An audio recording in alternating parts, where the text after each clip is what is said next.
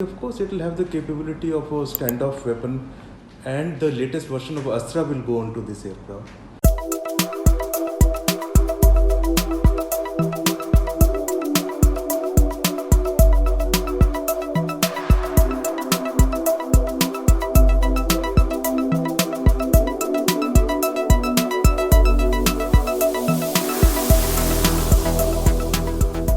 LCA Tejas Mark 1A 83 aircraft were cleared by the CCS led by Prime Minister yesterday.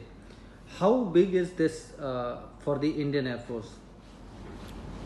It is a huge step for the Indian Air Force capability building, and it's also a very big boost to our indigenous industry because with HAL making it, a lot of second and third tier suppliers will be from the industry. And I think it's also a big recognition of our designers who've been behind the LCA program itself from ADA, and a lot of effort has gone behind this program. So overall for the Indian Air Force and for the country, I think it is a very big, huge step.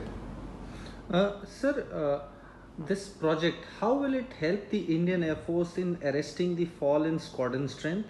How many squadrons would be formed out of these 83 aircraft, and where all would they be deployed?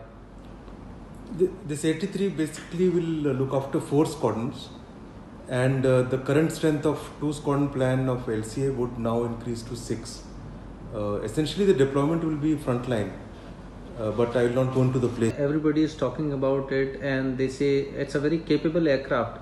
Now there is this JF-17 which has been developed together by Pakistan and China, and they have already been deployed. How do you compare the LCA Tejas Mark 1A with the JF-17 and other joint venture aircraft of China and Pakistan? As far as JF-17 is concerned, even the LCA FOC version is ahead of JF-17.